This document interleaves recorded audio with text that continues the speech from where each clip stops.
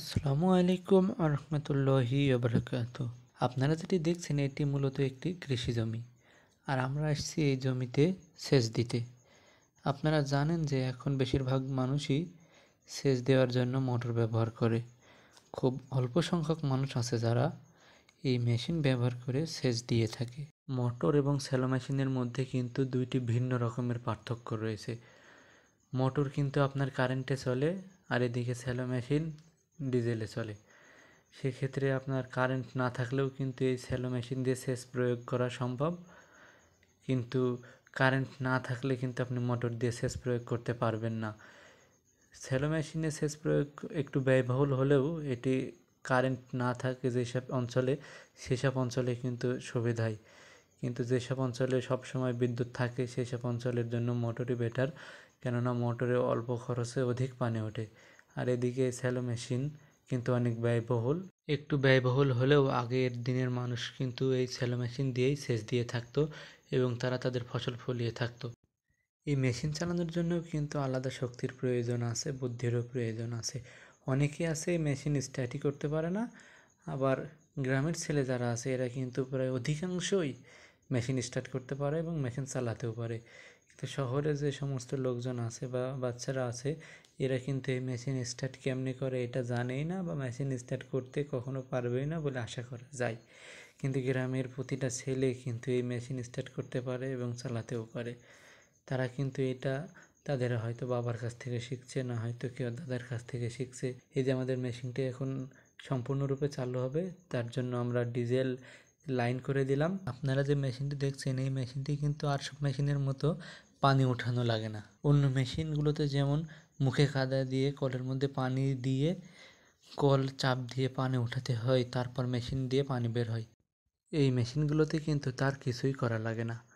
এই মেশিনগুলো একদম সিম্পল এবং আধুনিকতার ছোঁয়ায় এই মেশিনগুলো তৈরি। এই মেশিনগুলোর কলের নিচে যে চারকোনা জিনিসটি দেখছেন, এটার কারণেই কিন্তু পানি ওঠানো লাগে না।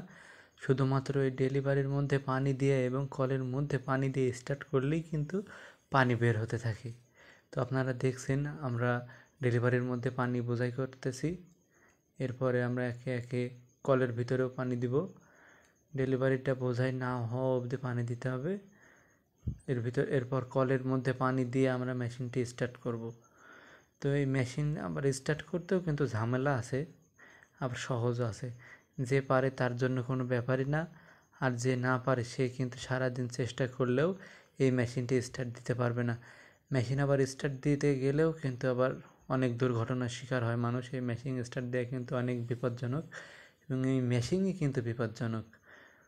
দেখা যাক, তো প্রথমবার স্টার্ট হলো না মেশিন, তো দেখা যাক এবার মেশিন স্টার্ট হয় কি এবং পানি ওঠে কি। আশা করা যায় স্টার্ট হলেই পানি উঠবে। তো এই যে মেশিন স্টার্ট হয়েছে এবং পানিও কি সুন্দর বের হয়েছে দেখেন। এটা একটা ভালো রকমের সুবিধা। আমাদের এখানে এখন আর তেমন একটা বৃষ্টি হয় না, বৃষ্টি নাই বললেই চলে। প্রচণ্ড রোদের কারণে সব পানি শুকিয়ে যাচ্ছে, খাল বিলের পানি সব শুকিয়ে যাচ্ছে। আর কিছুদিনের মধ্যেই ধান গাছ থেকে ধান বের হবে বা ধানের গোছা বের হবে। এখন যদি ধানে নিয়মিত পানি না দেওয়া হয়, ধানের গোছাগুলোও ভালো হবে না, ধানে দানা কম হবে এবং ফলনও কম হবে। যার কারণে আমাদের নিয়মিত ধানে পানি দিতে আসতে হয়। কিছু কিছু গাছে এর মধ্যেই ধানের গোছা বা ধান বের হওয়া শুরু হয়ে গেছে। আর কিছুদিনের মধ্যেই কিন্তু সব ধান গাছ থেকে ধানের গোছা বা ধানের বাল যেগুলো বলি সেগুলো বের হওয়া শুরু হয়ে যাবে। যে সমস্ত কৃষকরা আগে আগে ধান লাগাইছে তাদের ধানে কিন্তু ধানের গোছা বা ধান বের হওয়া শুরু হয়ে গেছে। তো যারা আগে আগে ধান লাগাইছে তাদের ধানে কি সুন্দর ধানের গোছা বা ধান বের হওয়া শুরু হয়েছে দেখেন। একটা ধান ফলাইতে কিন্তু একটা কৃষকের হাড় ভাঙা পরিশ্রম করা লাগে। আর হয় কি, এই ধানগুলোর দাম থাকে না, আবার চাষের সময় সার পাওয়া যায় না। নিজে টাকা দিয়ে কিনবো তবুও নাকি সার নাই। তো এই সার ম্যানেজ করার জন্য লাইনে দাঁড়াতে হয়, অনেক কষ্ট করে এক এক বস্তা সার কিন্তু উঠানো লাগে, এবং ওই সার এই জমিতে দিয়ে এত কষ্টের পরে হাড় ভাঙা পরিশ্রমের পরে এই ধানগুলো ফলে। আর হয় কি, এই ধানের দাম থাকে না।